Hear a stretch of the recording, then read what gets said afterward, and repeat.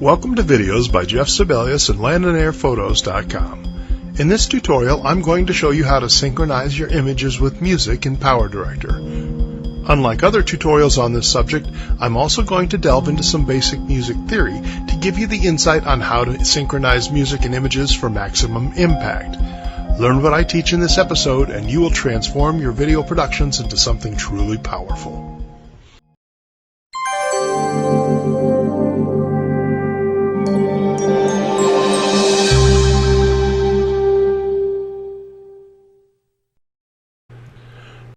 This episode is part of a series on video editing with Cyberlink PowerDirector 16 or 17. If you are new to PowerDirector, click the link in the upper right corner of this video for a complete playlist and start learning from the first episode. I encourage you to understand the basics of PowerDirector before you attempt this particular tutorial. If you want to learn more about using PowerDirector, click the little cartoon GIF on screen to subscribe, then hit that little bell icon so you'll be notified when I post again. Also, if you want to buy PowerDirector, please use the link in the description below. If you do, Cyberlink will contribute to this channel at no extra cost to you. If you appreciate the education you get on these tutorials, please support the channel by purchasing through this link. Let's talk about how to synchronize images to music in your videos. So, why bother putting music in your video in the first place? Well, that's pretty simple. Music can make or break the impact and interest your video will generate. It does far more than fill in the silence. It pushes the viewer through the video and creates a mood that, well, hopefully at least, matches the feeling you're trying to convey with your visuals. But you can take this one step further by synchronizing the changes from one image to the next to coincide with changes in the music. This connects the audio and video elements for a more unified presentation. If synchronization is done correctly, your viewer will literally sense what you're doing and begin to look for and anticipate the next image change, and that's the kind of engagement you want to create. To get to the point where you can synchronize music and images correctly, you must understand a little about basic music theory, particularly rhythm and song structure.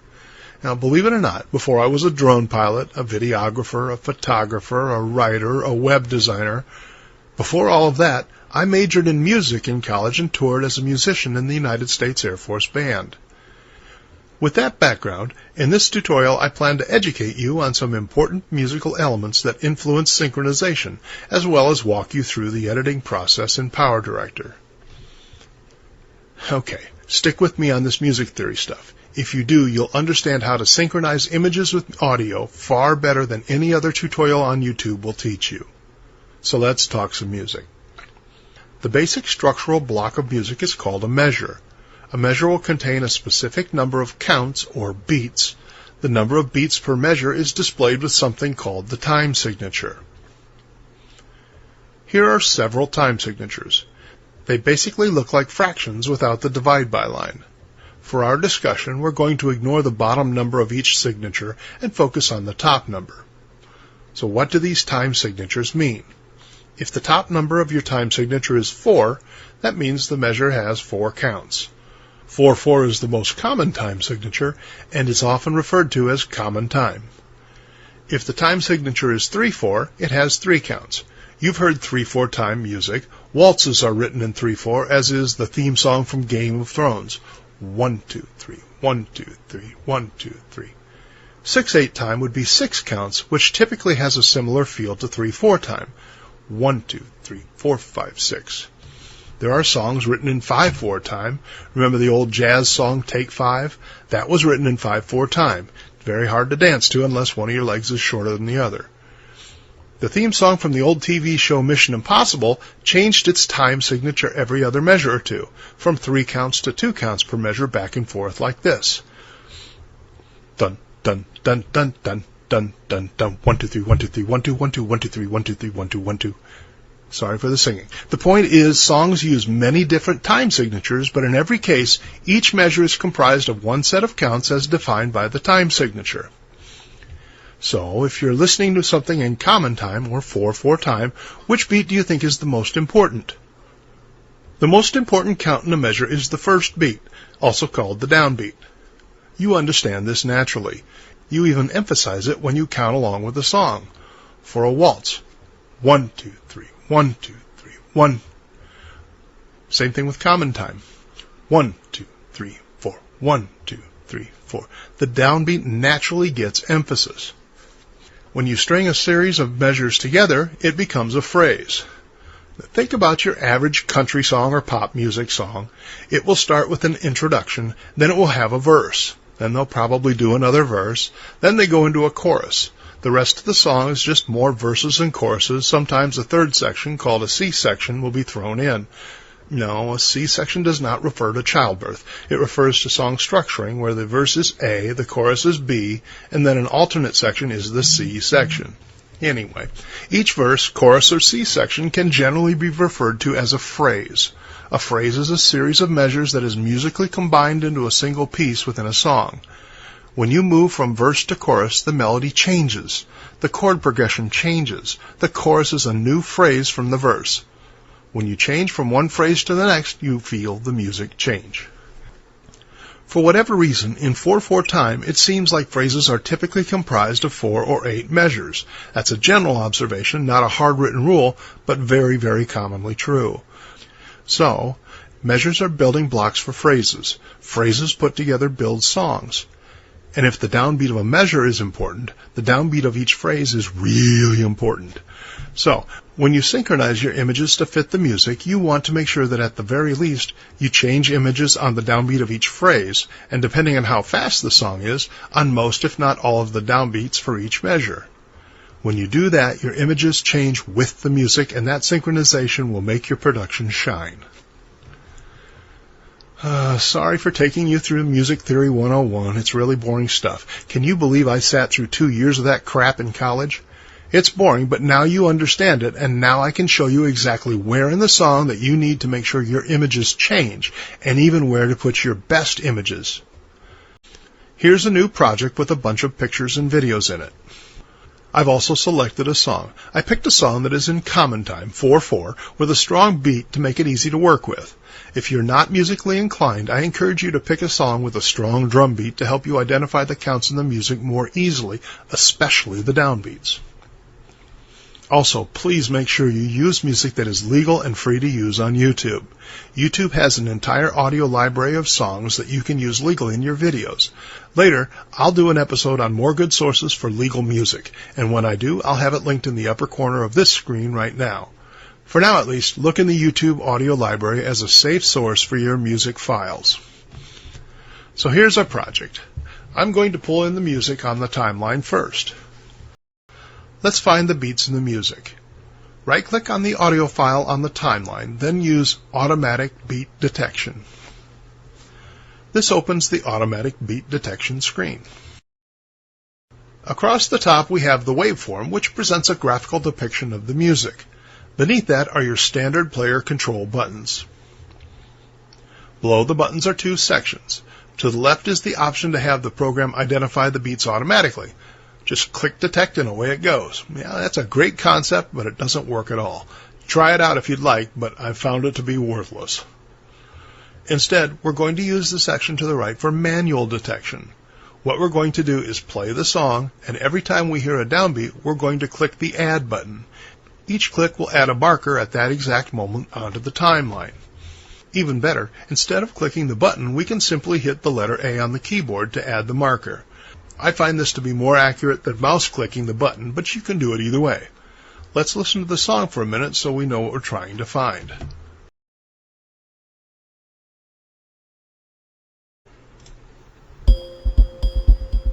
One, 2, 3, 4. 1, 2, 3, 4. Click 2, 3, 4. Click 2, 3, 4. Click 2, 3, 4. That's what we're going to do. Here we go. Click 2, 3, 4. Click 2, 3, 4. Click 2, 3, 4. Click 2, 3, 4. Click 2, 3, 4. Click 2, 3, 4. Okay, I'm not going to make you sit here and watch as I go through the whole song. I'll speed this up while I go through and mark all the downbeats.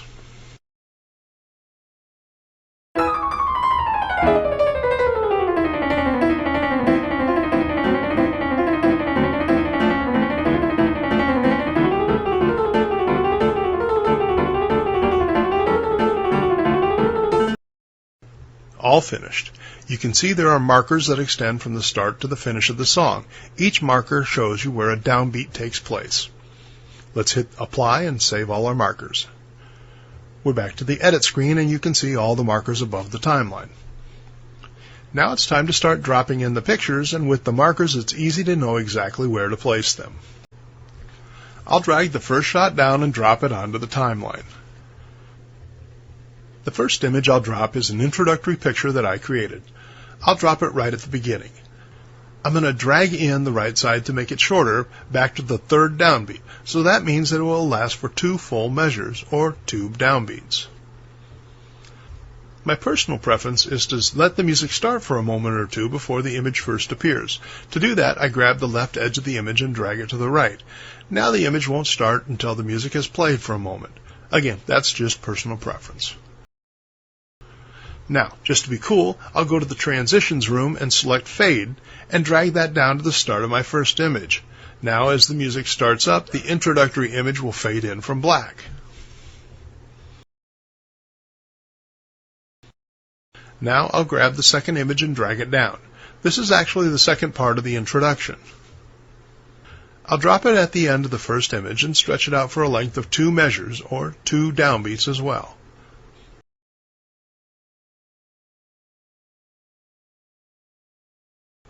Let's go up to the transition room and drag down a fade and drop it right between the 2 images. Now one image will crossfade into the next. Doing the crossfade may cause your second image to move forward slightly. If so, just grab the right edge and pull it back so it's lined up with the downbeat again. Time to grab the next image and pull it down to the timeline. I'll drop it in on the downbeat where the introduction stopped. Now the picture is on the timeline and I have it set correctly to start right at the downbeat. I'm going to have this image last for 1 full measure, when you can see that it extends past that next downbeat, so that means we have to cut the end of the picture off at the moment of the next downbeat. Now I'll grab the next picture and do the same thing. Drop it in on the timeline right next to the last image I placed. Cut it off at the next downbeat. And then I'll do it again, and again, and again. Let me do a few pictures and then I'll play it back for you so we can see what we've done.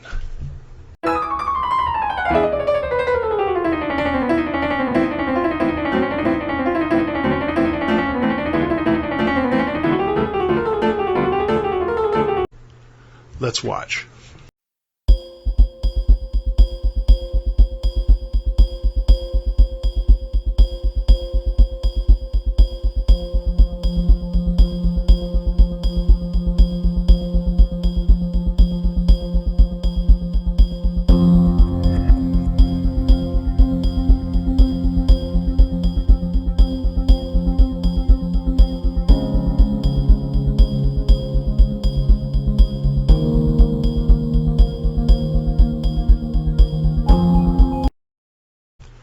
We're off to a good start. Can you feel how the images are changing in sync with the music? So far so good, but if you just change the image every downbeat, it's going to get a little monotonous, like watching a metronome. Let's mix it up a little bit. Let's try putting more than 1 image between 2 downbeats. Right-click on the audio on the timeline and go back to Automatic Beat Detection. Here's our audio file with all the downbeats we've marked. Now, let's think about what I said earlier. Starting an image on the downbeat of a measure is important. Starting an image on the downbeat of a phrase, like a verse or a chorus, is even more important. Let's listen to the song for a minute. What I want to do is find that all-important downbeat at the start of the phrase. When I find it, I'm going to hit pause. Let me zoom in just a little bit so we can see better. Here we go.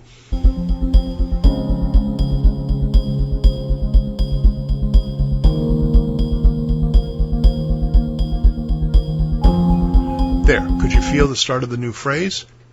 It wasn't just another measure. The music changed at that moment to become a new phrase. Ultimately, we will start a new image on the downbeat of the phrase, but let's change things up and put the 4 quick images before the new phrase to serve as a kind of a lead-in. Most pop songs have a musical lead-in to the chorus. You've heard this a million times. Remember the song Africa by Toto? You've got all those awesome drum fills that lead into each chorus. You can't listen to that song without air drumming the fill, that lead in, because it's so memorable. We're going to do the same thing here with images serving as our lead in. The 4 fast images will lead the viewer directly into the new phrase of music. Back to our screen. We know this marker shows the start of a new phrase. I'm going to place my cursor back a couple of downbeats in the timeline to give myself some room, then start it playing. This time, instead of hitting add on the downbeat, I'm going to hit add on every beat in that measure except the downbeat because I've already got that one marked. Before I went click, 2, 3, 4. Now I'm going to go 1, click, click, click to add markers on beats 2, 3, and 4. But I'm only going to do it for this measure. So let's try.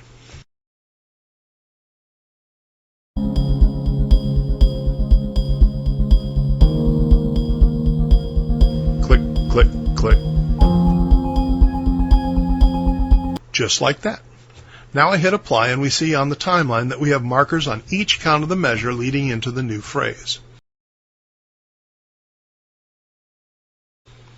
Now we bring in pictures just as before and cut them to play only 1 count each instead of 4 counts or 1 full measure.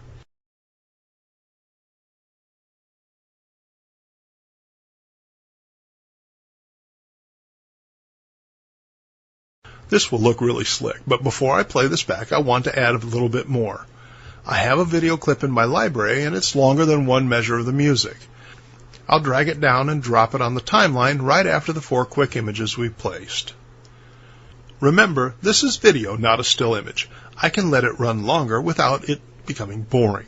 I'm going to let this run for 2 measures instead of 1, then cut it at the downbeat after that.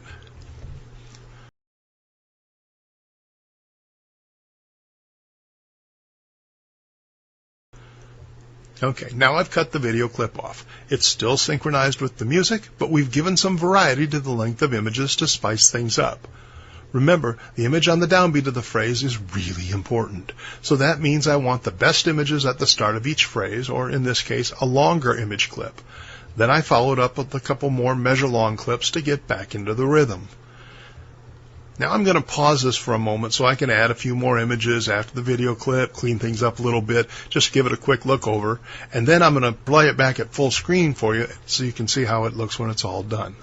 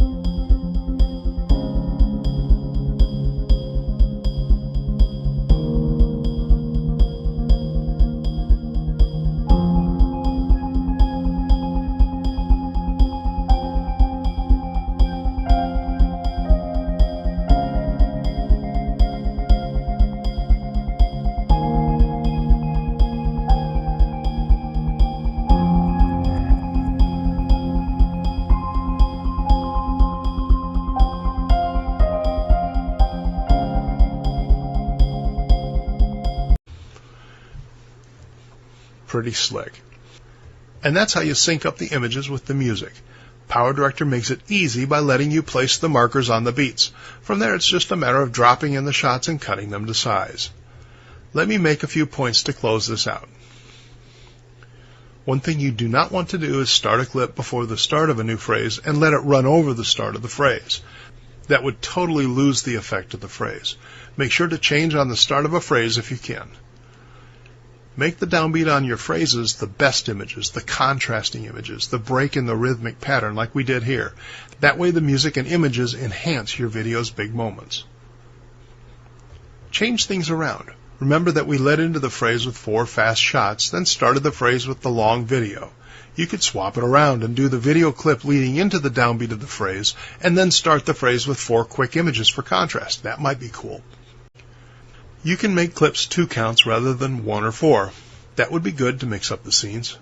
Remember when I said phrases tend to be 4 or 8 measures? When you're working in common time, you need to probably keep your image lengths at 1, 2, 4, or 8 measures long.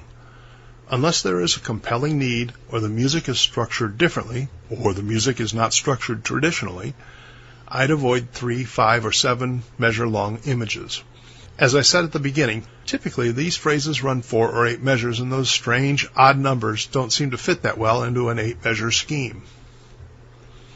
As you mark your downbeats, remember that songs can change tempos. They may slow down the song, or even stop it briefly before starting up again, or slow down and speed up. Listen to the end of the song New York, New York for an example of that one. Musicians have a lot of things like fermatas, casuras, retards, rallentandos, accelerandos, all designed to change the tempo at certain points within a song. Don't be thrown off by tempo changes as you mark the downbeats. Use any special moments of your song. Sometimes the music will have a cymbal crash or some other big moment that occurs between 2 beats. Changing notes or putting accents between beats is often referred to as syncopation. If your music has a big boom, crash, chord, or other sudden change, even if it happens between beats, use it and change your image at that moment and make it an image that is dramatic, something that is a big contrast to the previous image, so it really punches the viewer in the nose. Finally, every rule is made to be broken. I'm giving you some guidelines to start by, but if you want to try something different, go for it. See how it looks. I encourage you to get good with the guidelines I've set, and then experiment after that.